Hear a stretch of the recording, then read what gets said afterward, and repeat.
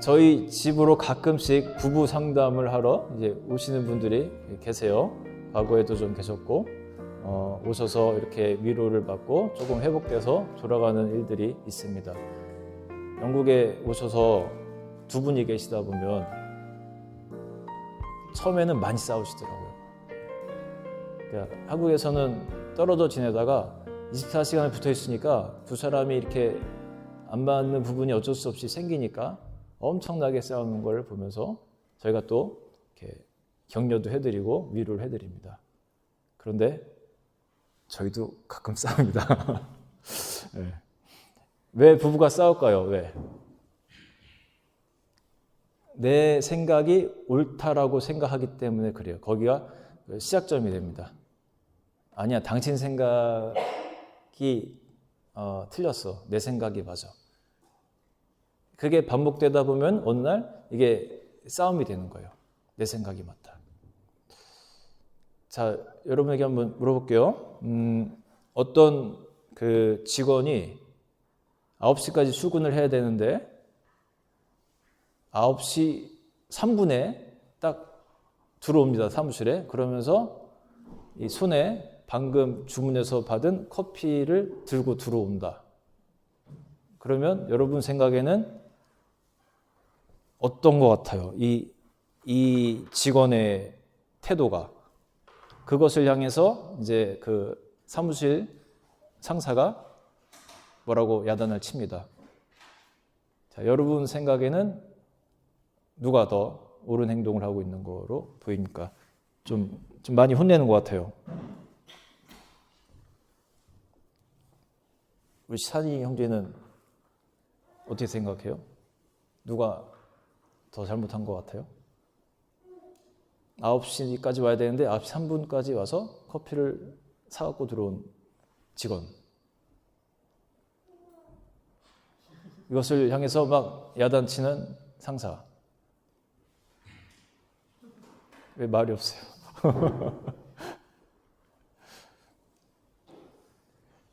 헷갈리죠? 옆에? 네. 늦은 직원. 우리 고시사님 혹시 어떻게 생각하십니까? 네.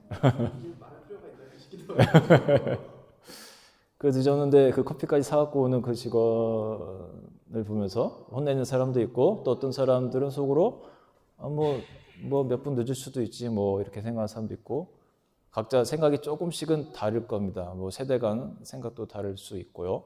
그런데 각자마다 내 생각이 맞다라고 생각하는 시대, 이게 어떤 것이 특징이냐면 포스트 모더니즘의 전형적인 특징입니다. 내 생각도 맞아. 그리고 당신의 생각도 맞아. 저 사람 생각도 맞고 다 맞아. 자, 이러한 시대가 근데 요즘만 있는 것이 아니라 성서 시대에도 한번 강하게 있었던 때가 있었어요. 그때가 언제냐면 사사 시대입니다. 사사 시대, 그러니까 이스라엘 백성들이 고생해서 그 이집트를 나와서 광야를 거쳐서 드디어 가나안 땅, 약속의 땅에 딱 들어가서 조금 편안해집니다.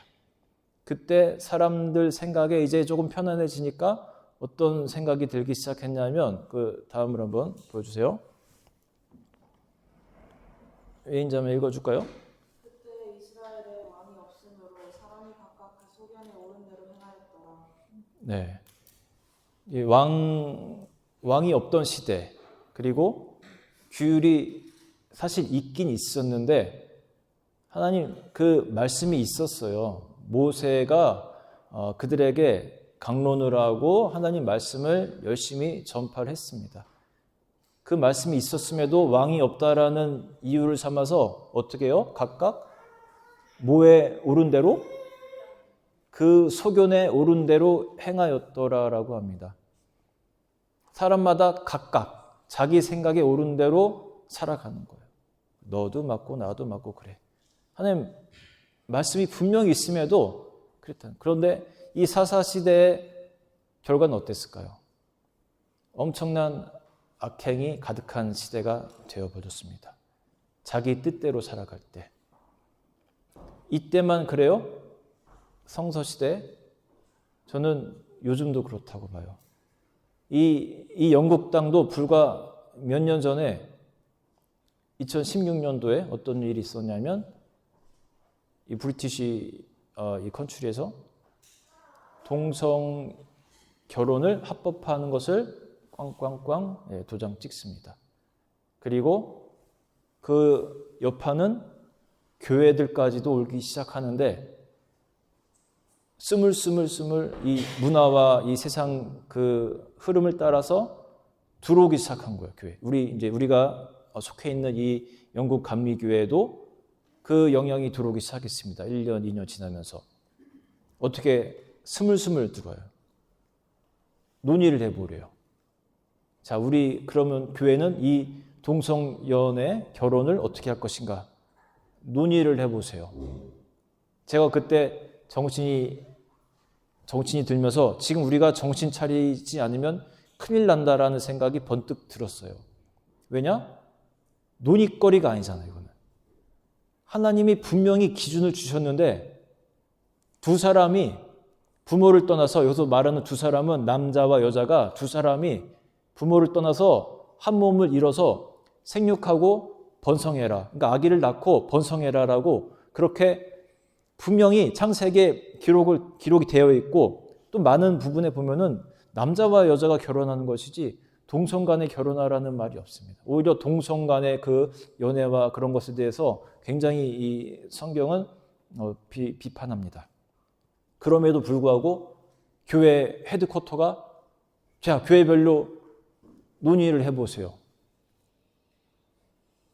자기 소견대로 얘기해 보세요.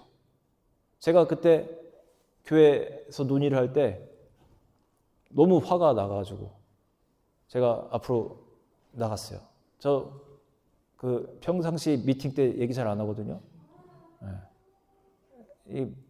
어쨌든 영어가 내 말이 아니다 보니까 말수가 적어요. 그런데 그날은 제가 너무너무 화가 나고 그 주체되는 그 페이퍼라든 이런 걸 보면 동성연애 쪽으로 자꾸만 기울어져 가는 그런 뉘앙스가 들어서 주체자도 그런 것 같고 제가 화가 나서 가서 이 페이퍼를 누가 만드는 거냐 하면서 제가 따지기 시작했습니다. 저 한이 오늘 좀 이상해졌나? 지구가 돈다고 같이 돌았나? 이런 생각을 했을 수도 있을 것 같아요. 저 사람이 저런 사람이 아닌데 왜 저러나? 이 페이퍼를 보면은 지금 동성연애를 결혼을 지금 지지하는 거로 가득 차 있는 것을 제가 목회자로 보면 아는데 성경 구절도 그런 것만 갖다 따왔습니다. 애매한 것들. 왜 기준이 되는 정확하게 기준을 보여주는 것들은 하나도 없고 애매하게 사랑하고 소수자들을 이렇게 용납하고 그런 것만 갖다 놨어요. 그러니까 누군가 이거를 작업을 한 거예요. 그리고 이게 논의거리냐고 했습니다. 하나님의 기준이 있는데 이걸 왜 우리가 논의합니까? 우리 소견대로 하면 안 돼요. 우리 소견대로. 신약 그 시대 초대교회 때 어떤 일이 있었냐면 자, 한번 다음 보세요. 교회 안에 두 교인이 열심히 교회를 섬기는 사람들이었는데 이 두 사람이 의견 다툼이 일어납니다. 김나희 지사님 한번 읽으십시오.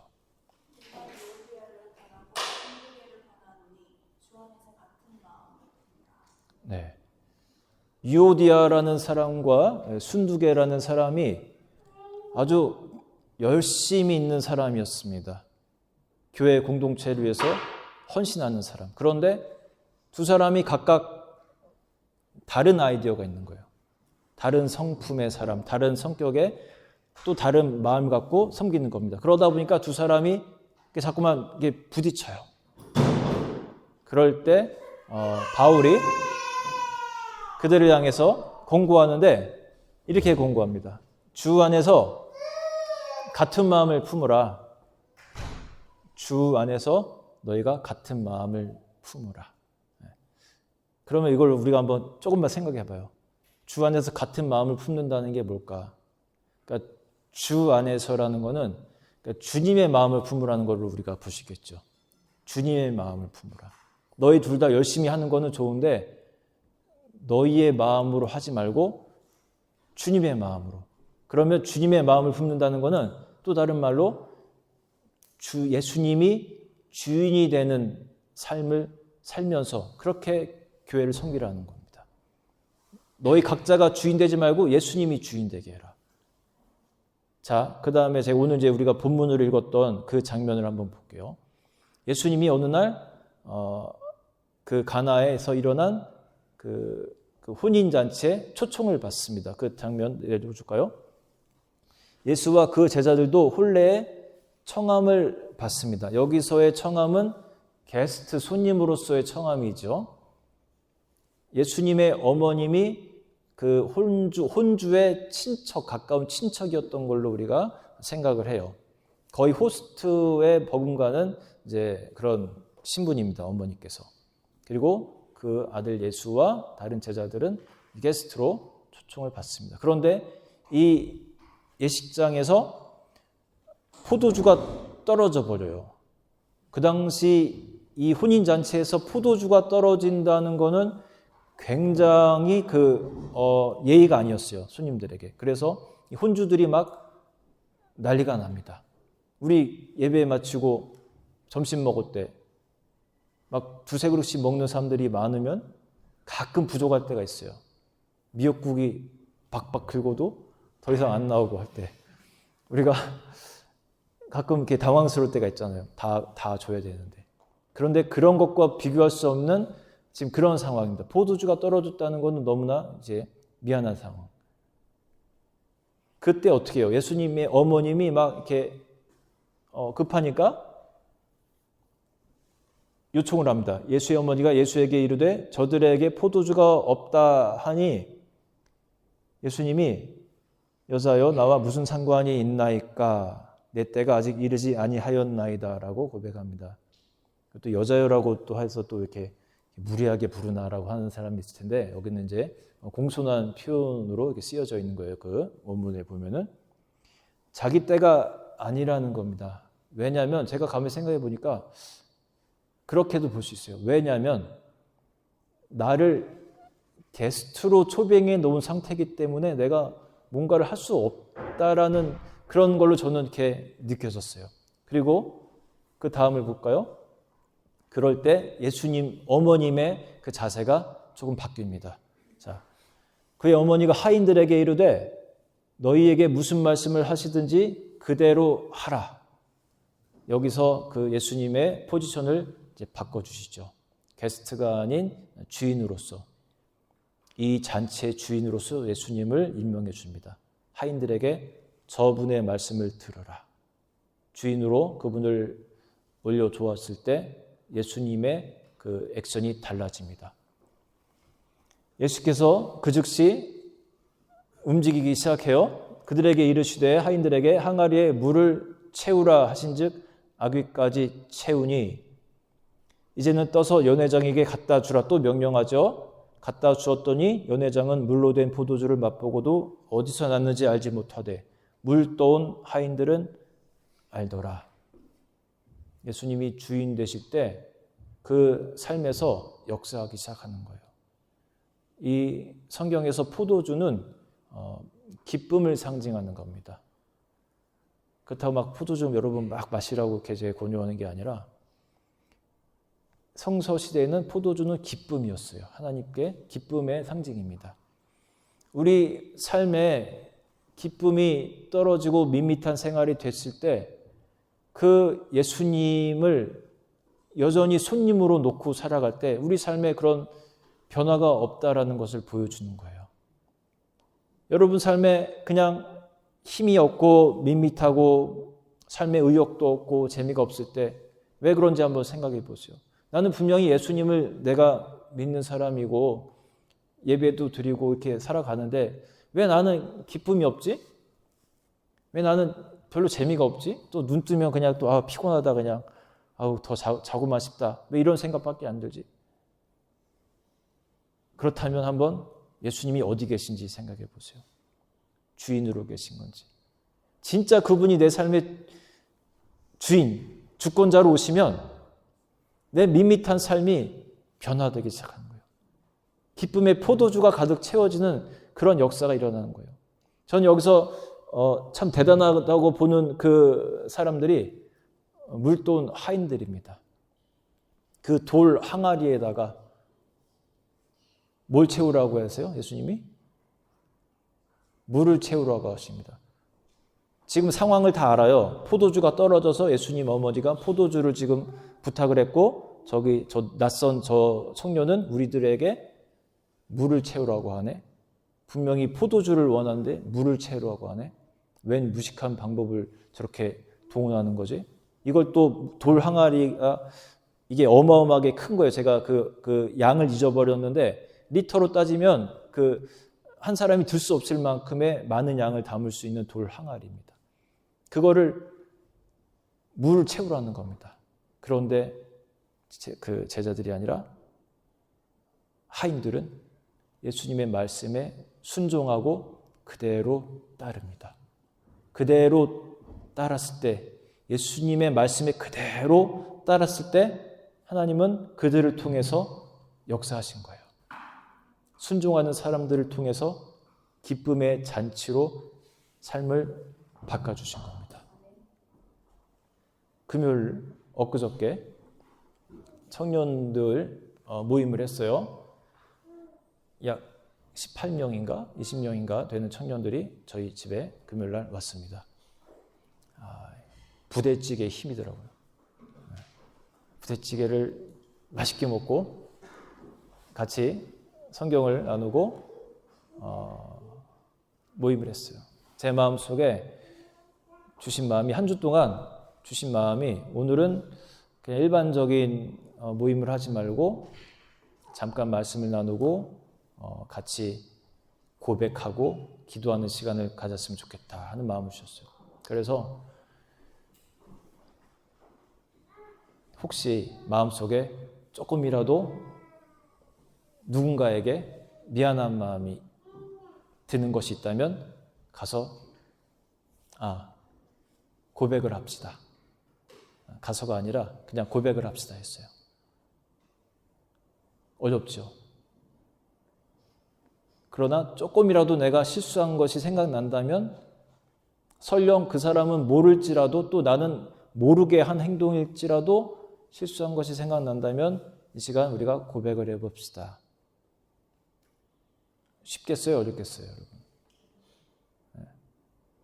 누군가의 이름을 대면서 그 사람에게 이러한 내가 잘못을 한 것 같습니다. 고백하는 것이 쉽습니까? 어렵습니까? 어려워요. 용기가 필요합니다. 그래서 제가 그랬어요. 여러분 자아의 능력으로 힘으로 하지 말고 예수님이 주시는 마음을 담아서 예수님께 순종하라고. 잠깐 정적이 흐르죠. 근데 첫 사운드가 우리 찬호에게서 나옵니다. 뭐라 하면서 미안한 것을 고백합니다. 그러면서 우리 모두가 다 고백을 하기 시작했어요. 제가 안 하는 사람도 있고 할까봐 또 민망해 할까봐 그냥 다 하라고 했습니다. 다.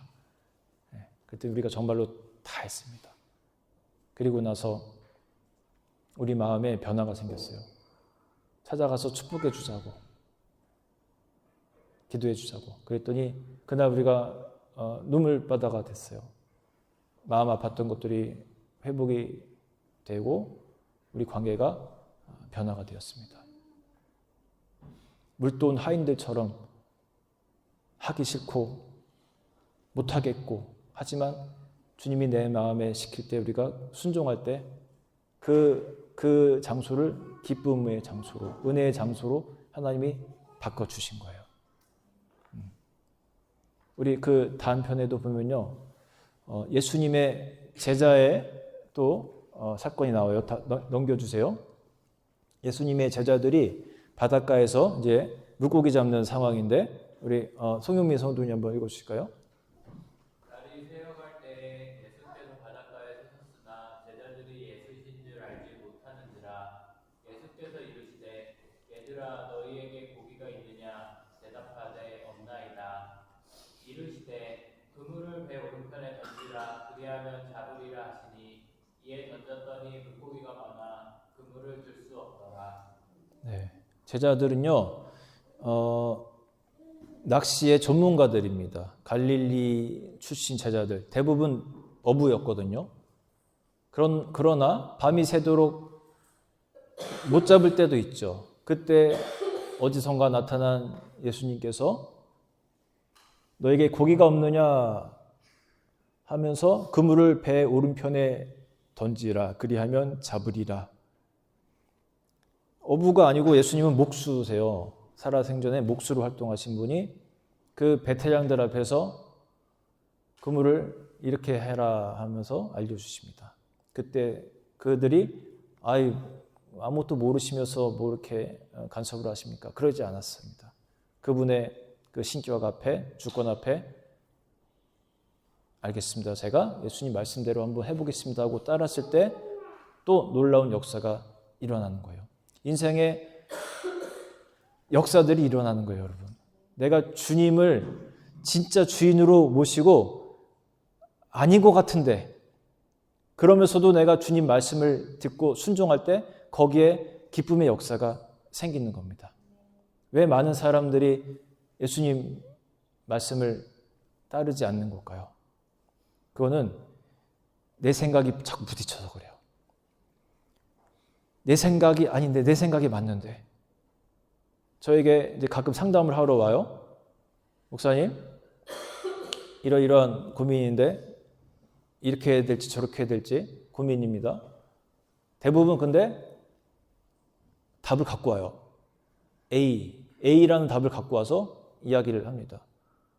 얘기를 한 30분, 40분 하다 보면 답이 정해져 있는데 왜 얘기하지? 이런 생각이 들죠. 근데 어떤 청년 같은 경우에는 답을 정말 열어놓은 상태로 갖고 온 적이 있었어요. 저기 독일에 간 친구인데 도이치뱅크에 갈지 거기에 있는 한국은행을 갈지 고민이 됩니다. 저도 몰라요, 사실. 그런데 이제 이야기를 대충 이렇게 해주니까 제가 할 수 있는 최선의 것은 같이 기도하자. 우리 조금만 더 같이 기도해보고 나도 내 마음을 한번 전달해 줘볼게. 그러면서 저도 제 인생 경험을 최대한 동원하고 하나님께 한번 여쭤봅니다. 어떻게 하는 것이 좋겠습니까? 그리고 며칠 있다가 대화를 나눴습니다. 내 마음에는 도이치뱅크 같은데 네 생각은 어떠니? 자기도 도이치뱅크 쪽으로 마음이 더 간대요. 그러면 우리 하나님이 주신 마음으로 생각하고 한번 그쪽으로 어플라이를 해보자. 지금 너무 기뻐하면서 도이치뱅크 생활을 잘하고 있습니다. 제가 할 수 있는 최선의 것이에요. 그런데 답을 정해서 갖고 와버리면 그냥 들어주는 상담사 역할밖에 못합니다. 세상 상담사와 똑같아요. 그냥 들어만 주는 거예요. 그리고 그냥 속 시원하게 해서 돌려보내는 것밖에 할 수가 없어요. 예수님께 나아갈 때 그렇습니다. 우리 답을 갖고 가버리면 안 돼요. 그분이 정말 주인이라고 우리가 여긴다면 우리가 오픈 상태로 주님께 나아가야 됩니다. 우리 다음 구절도 한번 보세요. 자, 우리 하림 선배님 한번 읽어주실까요? 여호와의 말씀에 내 생각에는 너희 생각과 다르며 내 길은 너희 길과 달라서 하늘이 땅보다 높음 같이 내 길은 너희의 길보다 높으며 내 생각은 너희 생각보다 높으리라. 아멘. 우리 생각이 맞을 거야 하면서 자꾸 고집 부리는데 그러나 분명히 말해요. 그것이 이 땅과 하늘 차이라고 합니다. 내가 아무리 이렇게 여러 가지를 동원해서 최고의 것을 생각해낸다 해도 하나님 생각을 쫓아갈 수 없는 거예요. 이 높이 차이가 얼마나 많이 납니까? 여러분 두려워하지 마세요. 주님이 주인 되시는 것, 주님이 때로는 이상한 요구를 하는 것 같아도 두려워하지 마세요. 그냥 주님이 나의 삶 가운데 그렇게 개입하시고 인도하시면 맡기고 한번 저질러 보세요. 저는 아까 청년들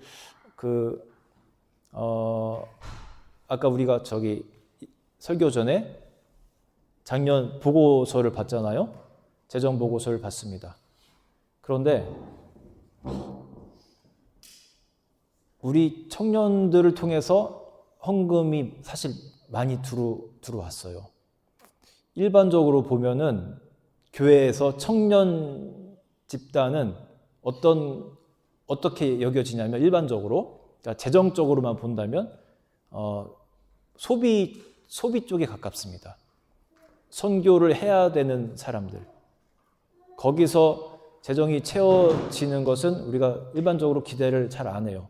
우리가 받은 헌금으로 그들을 서포트해야 되는 그런 사람들로 우리가 인식을 합니다. 그런데 저는 참 감사했던 것 중에 하나가 어떤 청년이, 제가 이제 실명들은 얘기는 안 하지만 자기의 11조를 하나님께 드려요. 수입이 없는데 11조를 드리는 학생을 보면서 되게 놀랐어요. 수입이 없는데? 가서 얘기는 안 했지만 그냥 그 삶을 보면서 축복해주고 기도해주는 겁니다. 저 친구 분명히 지금 풀타임 학생이고 수입이 하나도 없는데 100만 원을 헌금을 어떻게 하지? 제가 굉장히 놀라고 감사하고 하나님께 그를 축복해달라고 기도했습니다. 또 얼마 전 묵상에서 쓴 것처럼 한국 돌아가서 아르바이트해서 그 얼마 번다고 그 30만 원을 헌금하는 학생이 있지를 않나. 또 제가 생각이 다 안 나는데 이 학생들이 막 헌금을 하는 거예요. 아까 또 어떤 부모님 통해서 막 헌금하기도 하고. 여기 이제 한 분만 언급이 됐지만 사실 이제 한 분이 더 계세요. 제 기억으로. 부모님께 이 말하기가 사실 쉽지 않을 수도 있어요. 우리 교회, 해외에 있는 우리 교회에 위해서 헌금을 좀 하세요 하고 괜히 좀 이렇게 민망해질 수도 있고 혼날 수도 있고, 또 제가 청년들만 언급했지만 또 많은 분들이 이 공동체를 위해서 매주마다 이렇게 헌금하고 헌신하는 분들, 여기는 헌금만 갖고 말씀드리는 건 아닙니다.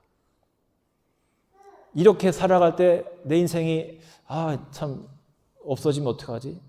이렇게 살면 내 인생이 시간이 너무 부족해지고 힘들어지고 그렇게 될 것 같은데, 그런데 그런 생각을 우리는 할 수 있지만 하나님 생각은 다르다는 거예요. 너는 그렇게 생각하니? 네 시간을 뺏길 것 같고 네 재정이 사라질 것 같고 네 앞날이 어려워질 것 같고 그렇게 생각하니? 그런데 내 생각은 아니야. 너의 작은 생각으로는 그렇게 생각할 수 있겠지만 나는 위대한 생각을, 너를 위한 위대한 계획을 갖고 있어. 순종해봐. 이 물이 포도주로 바뀌는 역사가 네 삶에서 일어날 거야. 하나님이 그렇게 말씀하는 겁니다. 그래서 우리에게 원하시는 것이 뭐냐면 노력하는 것이 아니라 죽으라는 거예요. 크리스찬은 사실은 죽은 사람들이에요. 죽은 사람들. 우리 다음 구절을 한번 같이 보겠습니다.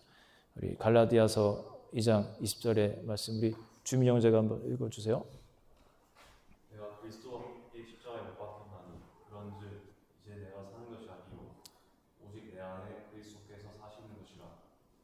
이제 내가 육체 가운데 사는 것은 나를 사랑하사 나를 위하여 자기 자신을 버리신 하나님 아들을 믿는 믿음 안에서 사는 것이라. 아멘. 여러분, 노력은요 한계가 있어요. 그리고 기독교는 돌을 닦는 종교가 아닙니다.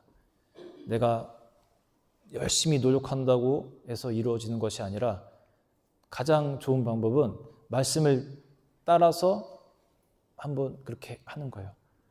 십자가에서 예수께서 달리신 것처럼 나도 내 자아가 죽은 사람이라는 것을 정말로 고백할 때 그 사람 인생에 그 사람 자아가 죽었기 때문에 주인이 바뀝니다.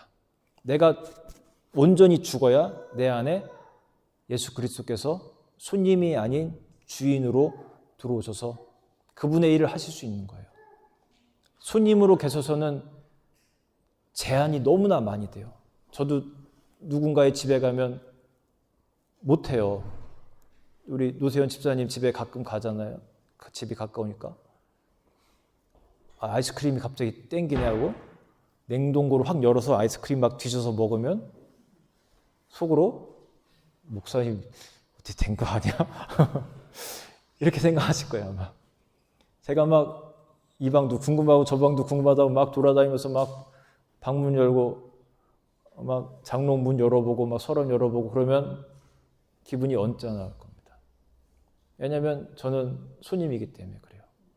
손님의 상태에서는 할 수 있는 것이 많지 않아요. 주님을 우리는 근데 여전히 내 집에 손님으로 모시고 살 때가 많습니다. 내가 나의 자리를 비워야 되는데 저희가 2년 전인가 한국 가면서 저희 집을 개방을 했어요. 유럽 지방에 있는 이제 목회자들에게 놀러 오세요. 개방할 테니까 놀러 오세요 하고 개방을 했습니다. 그랬더니 몇 집이 오셨어요. 우리 있을 땐 안 오시더니 우리가 가니까 없으니까 놀러 오는 집들이 있었습니다. 왜 그럴까? 우리랑 놀면 더 재밌을 텐데 왜 있을 때는 안 오고 집 비워둔다니까 오지? 이런 생각을 해봤는데 가만히 생각해 보니까 그 편안함도 있는 것 같아요. 진짜 주인이 아웃하고 자기들이 들어갔을 때 완벽한 주인은 아니지만 주인이 없는 자리, 내가 템퍼러리 주인이라도 주인이 된 그 자리가 좋았던 것 같아요. 그러니까 자꾸만 오려고 신청을 합니다. 고마우라고 했어요. 이제 다 그러신 것 같아요. 예수님도.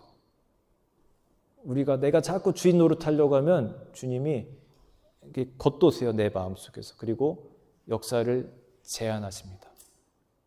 자, 제가 두 가지만 실천적인 거를 한번 말씀드리고 오늘 말씀을 마치려고 해요. 그 매일 묵상에서 하나는 얘기했던 건데 우리의 입에 그 은혜의 망을 씌웠으면 좋겠어요. 우리 삶에 비난하다라는 단어가 있었는데 그 플리오라는 헬라어 말입니다. 이게 뭐냐면 물이 끓어오를 때 나타나는 거품을 말합니다. 누군가를 막 비난하는 것, 그것이 원어로 볼 때는 물 막 끓어오르면 주전자에서 거품이 보글보글 하잖아요. 그게 비난이라고 해요. 아, 얘도 열받으니까 비난을 하는구나, 주전자도. 우리 사람처럼. 그런데 그 비난의 실체가 사실은 거품과 같다라는 거예요. 실체가 없는. 그런데 그냥 막 열받으니까 부글부글 하면서 막 아무 얘기나 하는 것이 비방입니다. 그때 이 묵상을 하면서 주님이 저에게 어떤 형체를 보여주시는데 은혜의 망이었습니다. 입에다가 은혜의 망을 씌워라. 그리고 그 은혜의 망을 거쳐 나갈 때 비난하는 것들은 망에서 다 걸러지고 좋은 것들만.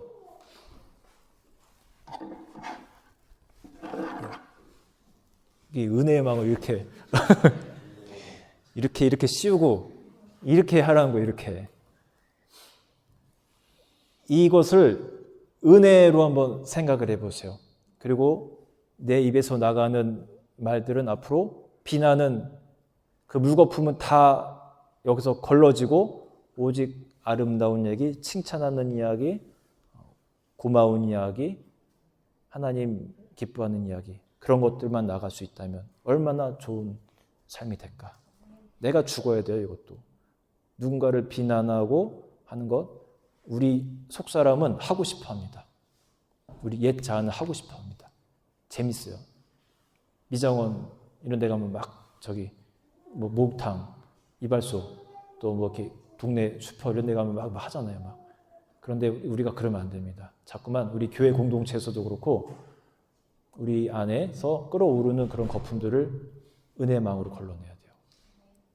또 하나, 수요 모임 때 얘기 나누다가 문득 또 저에게 어떤 것을 시각화해 준 것이 있는데 렌즈였어요. 렌즈. 혹시 컨택트 렌즈 끼고 계신 분 계신가요? 있죠? 이 렌즈를 만약에 예수님의 렌즈라는 것이 세상에 시판된다면 이게 얼마나 비쌀까라는 생각이 들었어요. 모든 것을, 사람을 볼 때 우리가 예수님의 그 렌즈를 통해서 바라볼 수만 있다면 그러면 이게 얼마나 좋은 렌즈예요. 실제로 있다면 얼마나 비싸게 팔겠어요. 어쩌면 500만 원 이상이 될 수도 있습니다. 그래도 사고 싶을 것 같아요. 여러분, 원하기만 한다면 하나님은 그냥 주세요. 여러분에게 너무너무 주고 싶은 것이 예수님의 렌즈입니다. 달라고만 하세요. 그러면 그 렌즈를 가지고 사람들을 바라보는 겁니다. 저 사람의 조금 부족한 부분, 예수님의 렌즈로 보면 그 모난 부분이 동그랗게 보이고, 내 마음에는 안 들지만 하나님 마음에는 들 수 있겠구나. 그리고 다른 사람은 저 사람을 좋아할 수 있겠구나. 그렇게 보는 거예요, 자꾸만. 예수님의 마음을 갖고. 역시 내가 죽어야 됩니다. 자, 설교 이제 마치도록 할게요. 이 시간 같이 찬양하면서 오늘 우리가 함께 나눈 것들을 한번 생각해 보면 좋겠습니다.